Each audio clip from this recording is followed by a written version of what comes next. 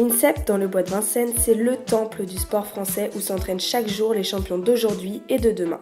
Tout est optimisé autour de leur performance et elle passe d'abord par une bonne alimentation. Pour ça, les sportifs peuvent compter sur l'aide des nutritionnistes comme Charline. Avec elle, voyons comment un athlète vegan peut manger à la cantine des champions.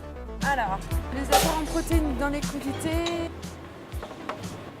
Ça, c'est du poisson, donc non. Ça, on a les œufs, donc c'est d'origine animale aussi.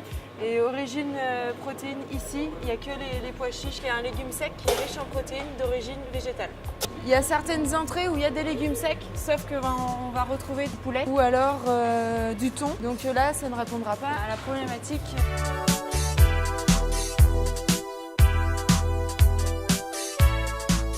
Ensuite, direction le plat chaud. La problématique souvent c'est la viande, donc du coup là où on peut retrouver à peu près l'équivalent des mêmes apports que dans la viande, ça sera dans les légumes secs. On parle de la moitié de l'assiette représentée par des légumes, le quart représenté par des féculents et le reste ça sera par des légumes secs.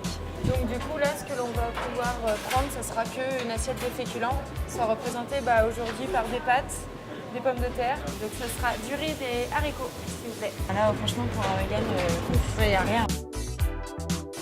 Aujourd'hui, niveau choix légumes, on n'est pas trop de choix. On se retrouve avec beaucoup de demandes sur ceux qui ne mangent halal. Après, on ne peut pas répondre à cette problématique en mettant de la viande halal parce que du coup, on devrait répondre à toutes les autres problématiques.